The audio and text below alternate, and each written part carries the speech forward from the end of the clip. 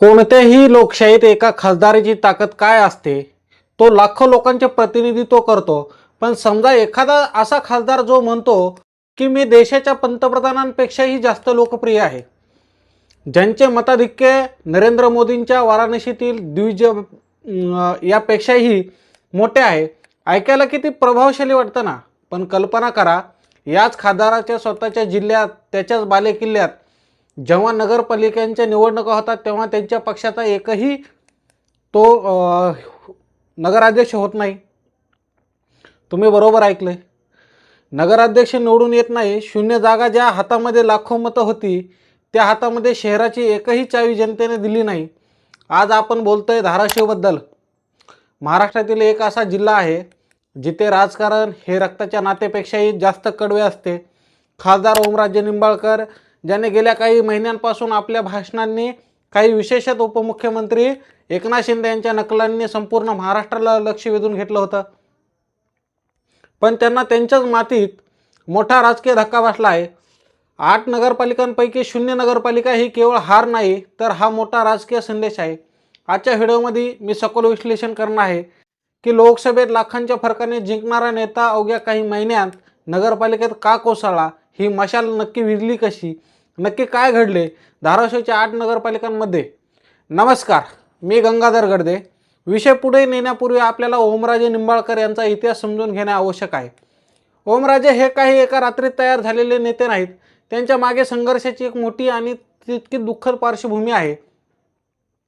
त्यांचे वडील पवनराजे निंबाळकर यांची हत्या झाली आणि तेव्हापासून धाराशिवमध्ये निंबाळकर विरुद्ध पाटील असा एक न संपणारा संघर्ष सुरू झाला. एकीकडे ताकदवान पद्मसिंह पाटील आणि दुसरीकडे तरुण ओमराजे. ओमराजेंनी हा लढा अतिशय आक्रमकपणे लढला. सामान्य जनतेला त्यांच्याबद्दल नेहमी सहानुभूती राहिली आहे. 2014 मध्ये विधानसभा असो किंवा 2019 आणि 2024ची लोकसभा, ओमराजेंनी प्रस्थापित नेत्यांना धूळ चारली. 2019 मध्ये त्यांनी पहिल्यांदा खासदार म्हणून दिल्ली गाठली. लोकांमध्ये मिसळणारा, आक्रमक बोलणारा आणि आपला माणूस अशी त्यांची प्रतिमा निर्माण झाली होती.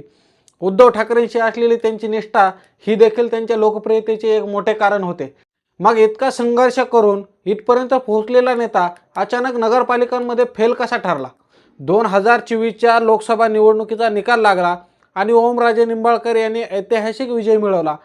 पण या विजयानंतर त्यांच्या देहबोलीत आणि भाषणात एक मोठा बदल जाणवला. ते प्रत्येक सभेत एक तुलना करायला लागले. ते म्हणायचे, पंतप्रधान नरेंद्र मोदी वाराणसीमध्ये 1.5 लाखांनी निवडून आले आणि मी धाराशिवमध्ये 3.25 लाखाहून अधिक मतांनी निवडून आलो. मोदींपेक्षा जास्त मतांनी मी निवडून आलोय. मित्रांनो, राजकारणात आकडे महत्त्वाचे असतात, पण ते आकडे जेव्हा अहंकाराचे रूप घेतात तेव्हा जनता ते नीट लक्षात ठेवते. वाराणसीची राजकीय परिस्थिती वेगळी आहे आणि धाराशिवची वेगळी आहे. स्वतःची तुलना थेट देशाच्या पंतप्रधानांशी करणे कदाचित त्यांच्या समर्थकांना आवडला असेल, पण तटस्थ मतदाराला मात्र हे खटकलं. लोकसभेचा विजय हा संविधान वाचवा किंवा महाविकास आघाडीच्या लाटेचा भाग असू शकतो, पण नगरपालिकेच्या निवडणुका या स्थानिक नागरी प्रश्नांवर लढल्या जातात, हे कुठेतरी विसरले गेले. या निवडणुकीतील सर्वात चर्चेचा विषय ठरला तो म्हणजे ओमराजे यांनी उपमुख्यमंत्री एकनाथ शिंदे यांच्यावर केलेली वैयक्तिक टीका आणि त्यांच्या नकला. प्रचाराच्या अनेक सभांमध्ये ओमराजे चक्क एकनाथ शिंदेच्या आवाजात बोलू लागले. हॅलो, मी एकनाथ शिंदे बोलतोय, असं म्हणत त्यांनी शिंदेच्या कार्यपद्धतीचा उपहास केला. आता इथे एक गोष्ट लक्षात घेण्यासारखी आहे. राजकारणात टीका होणे स्वाभाविक आहे, पण टीकेची पातळी जेव्हा नकला करण्यापर्यंत खाली घसरते तेव्हा ती उलटण्याची शक्यता जास्त असते. ओमराजे शिंदेना गद्दार म्हणत होते, त्यांच्या कामाला फेक म्हणत होते, पण त्याच वेळी उपमुख्यमंत्री शिंदे यांच्या लाडक्या बहिणी योजनेचे पैसे धाराशिवच्या महिलांच्या खात्यात पोहोचत होते. तुम्ही सभेत नकला करून टाळ्या मिळवू शकतात, पण कामाची पावती मात्र मतपेटीतून मिळते. निकालाच्या दिवशी हेच सिद्ध झालं. ज्या शिंदेंची ओमराजेंनी नक्कल केली त्यांच्या शिवसेनेने 3 महत्त्वाच्या नगरपालिका म्हणजेच कळंब, परांडा, भूम जिंकून घेतल्या. धाराशिवचे राजकारण हे बुद्धिबळाच्या खेळासारखे आहे. ओमराजे हे फ्रंट फुटवर खेळणारे फलंदाज आहेत, तर त्यांचे कट्टर विरोधक राणा जगजितसिंह पाटील हे शांत आणि संयमी आहेत. 2019 आणि 2024 अशा 2 लोकसभा पराभवानंतरही राणा पाटलांनी आपली पकड सोडली नव्हती. यावेळी त्यांनी एक वेगळी रणनीती आखली. त्यांनी आपला मुलगा मल्हार पाटील यांना मैदानात उतरवलं. तिथे ओमराजे भाषणांमध्ये आणि नकलांमध्ये व्यस्त होते. तिथे पाटील गट बूथ लेवलवर काम करत होते. त्यांनी शहरांमधील रस्ते, पाणी आणि स्थानिक प्रश्न यावर भर दिला. निकाल काय लागला? 8 पैकी 4 नगरपालिका धाराशिव, तुळजापूर, उमरगा, लोहारा भाजपनं जिंकल्या. यात राणा पाटलांच्या संघटनेत कौशल्याचा मोठा वाटा होता. ज्या ओमराजेंनी राणा पाटलांच्या लोकसभेत पराभव केला होता त्यांना त्यांच्याच बालेकिल्ल्यात राणा पाटलांनी चेकमेट दिला. धाराशिवमध्ये भाजपाचे धाराशिव, तुळजापूर, उमरगा, लोहारा या 4 नगराध्यक्ष निवडून आले आहेत. या निकालाने जगजितसिंह पाटील यांनी त्यांच्या धाराशिवमध्ये स्थान अजूनच मजबूत केलं आहे. तर शिवसेना एकनाथ शिंदे गटाचे 3 ठिकाणी नगराध्यक्ष निवडून आले आहेत. त्यात कळंब, परांडा, भूम या नगरपालिका आहेत. तर एका ठिकाणी अपक्ष नगराध्यक्ष निवडून आले आहेत. जर ओमराजे निंबाळकर त्यांच्या पक्षाचे शिवसेना उद्धव बाळासाहेब ठाकरे गटाचे 0 नगराध्यक्ष निवडून आले आहेत. विचार करा, या जिल्ह्यात ओमराजे स्वतः खासदार आहेत. तिथे त्यांचे निष्ठावान सहकारी कैलास पाटील आहेत, आमदार आहेत. तिथे एकही नगरपालिकेचे प्रमुख पद न मिळणे ही राजकीय अनावस्थी नाही का?